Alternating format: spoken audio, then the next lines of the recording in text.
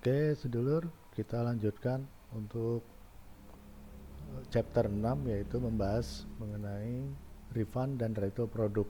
Di sini kita bagaimana memanage dari produk yang rusak atau PS maupun yang sudah expire. Nah, di sini pada flowchartnya di sini ada dua ya. Ini purchase invoice berdasarkan pembelian dan di sini berdasarkan PO untuk DO, penjualan langsung dari pengambilan ke supplier lalu langsung ke konsumen. Masih di dalam menu pembelian, indeks procurement, dan refund and return untuk PO. Nah, kita coba masuk. Nah, di sini ada dua ya. Kita ada refund dan return berdasarkan invoice, lalu berdasarkan return produk. Kita masuk ke berdasarkan refund dulu ya. Refund ini konversi ya, misalkan dikonversi dengan uang misalkan. Terhadap invoice ini kita dikonversi ada refund sekitar 200.000. Ini refund ya, kita coba refund. Ini refund sudah masuk. Kalau pengecekannya adanya di refund and return, di sini reportnya. Kalau kita cek di sini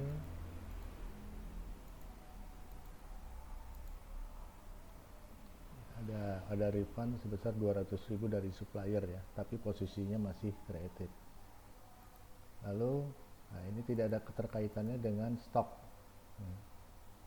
Kita masuk ke sini, kita lihat ini tidak ada keterkaitannya dengan stok. Ini transaksi yang kita sudah coba ya. Selanjutnya akan kita coba untuk melakukan return ya,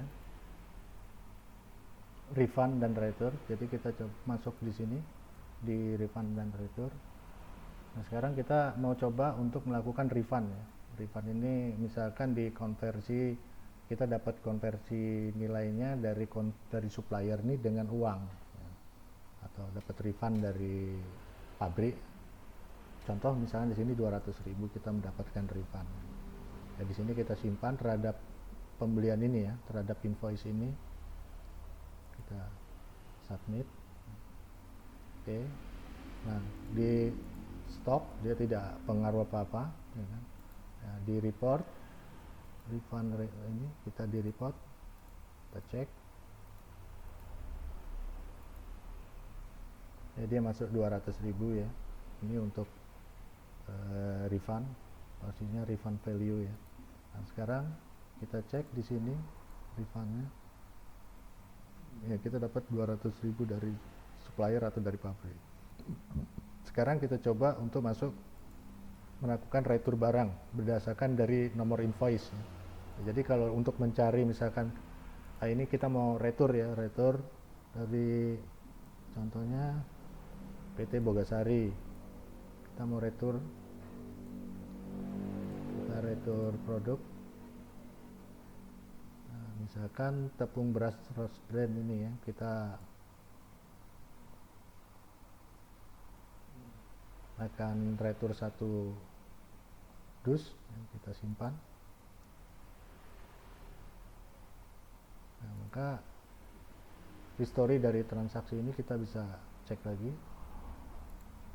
Dia statusnya adalah inisialnya adalah PR ya, tepung beras. Nah, ini udah keluar, berarti sudah dikirim ke barang retur barang tersebut ke pabrik dengan kondisi sekarang kita lihat di reportnya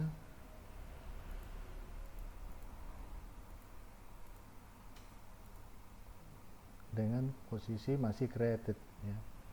Nah, ini juga refundnya masih created. Nah, ini kita kalau posisi status ini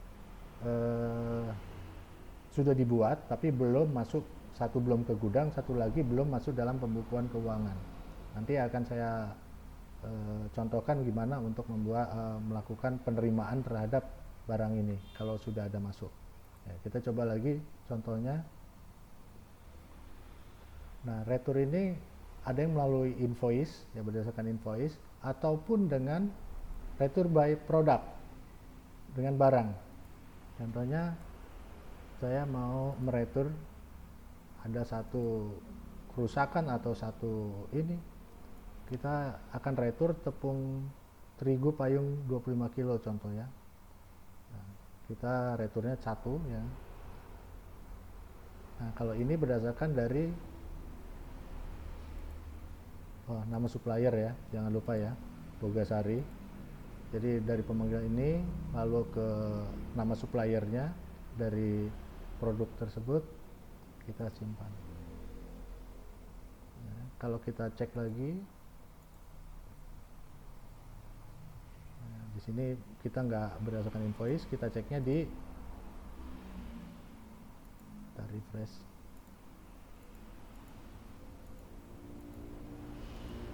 Ya, kita lihat di sini ada, berarti ada 3. Nah, lalu bagaimana terhadap produk ini? Berarti kalau di sini kan dia keluar ya, produk di stock card-nya terhadap terigu ini dia keluar 1. Jadi cara membaca stock card ini contohnya, nah PR ini inisial PR, return product purchase order out, ya kan, dari from stock card ke konsumen, ke supplier. Berarti dia keluar dengan harga modal ya, dari jumlahnya 22, keluar 1, sisanya 21. Sekarang kita akan terima barang tepung payung ini. Jadi posisi ini adalah masih out ya. Sekarang dapat penggantinya. Nah, ini kita klik di status ini. Misalkan payung teduh ini kita create-nya ini kita klik. Nah, jumlah retur berarti kita mau mengaccept bahwa barangnya ini sudah ada penggantinya. Ya, kita proses. Lalu kita lihat kembali 14, kita lihat kembali. Ya, dia statusnya sudah done. Berarti proses ini sudah selesai, udah dikirim dan sudah masuk kembali. Kita lihat di sini apakah masuk kembali. Nah, ini terigu payungnya sudah masuk kembali ya. Sudah. Ya. Sudah masuk 1. Ya, berarti jumlah balik lagi 22 unitnya. Untuk report PO posisinya sudah done. Nanti kalau misalkan ini agak terlalu cepat bisa di pause atau diulang kembali tutorial video ini. Nah, sekarang kita coba untuk menerima barang yang tepung beras. Berarti sudah, misalkan sudah ada penggantinya. Kita proses. Lalu kita lihat stok. Ya, tepung beras roast band. Nah, ini historinya. Ya. Pembelian sebanyak 20. Ya. Lalu kita retur PR 1 keluar 1. Ya. Lalu sudah ada penggantinya, maka dikembalikan ke inisial PJ kembali. Masuk 1, sisa 10 balik kembali. Untuk refund dan retur PO tinggal refund dan retur DO. Selanjutnya kita coba akan meretur dari transaksi PO/DO ya. Jadi supplier to customer, transaksi di sini. Contoh ini kita return. Nah, ini sudah ada pembayaran. Ternyata ada retur dari konsumen.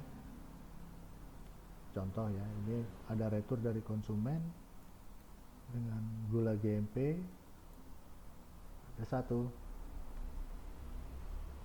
Nah, ini kita retur 1, lalu kita simpan retur produk, retur by product. Oke. Ini kita lihat lagi.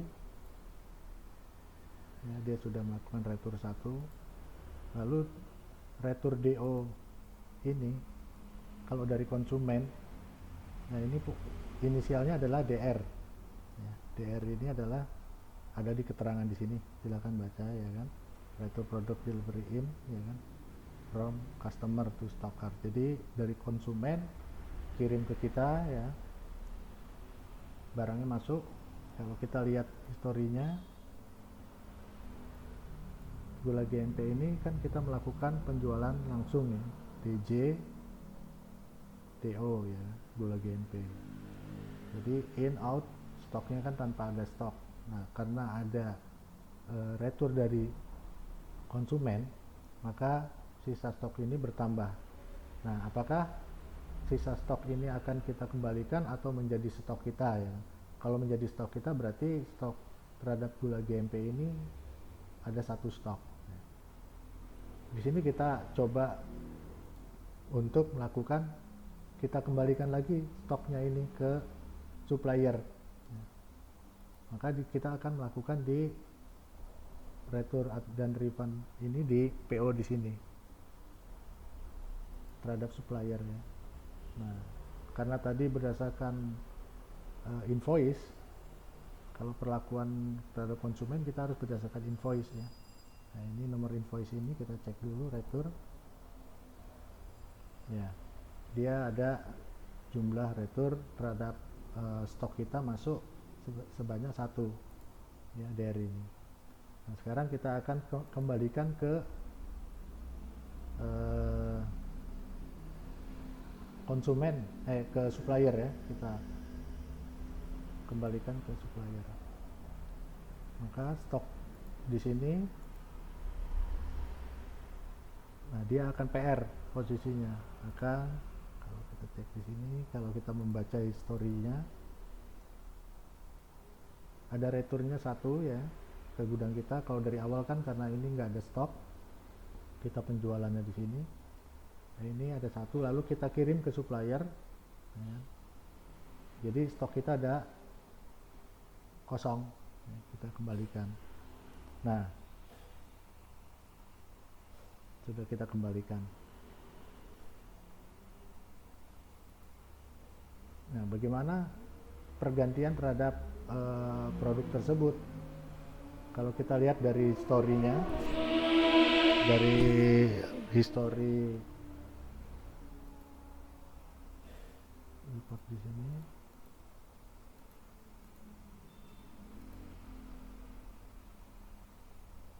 nah ini tetap ya kan, yang tadi posisinya kita adanya di DO.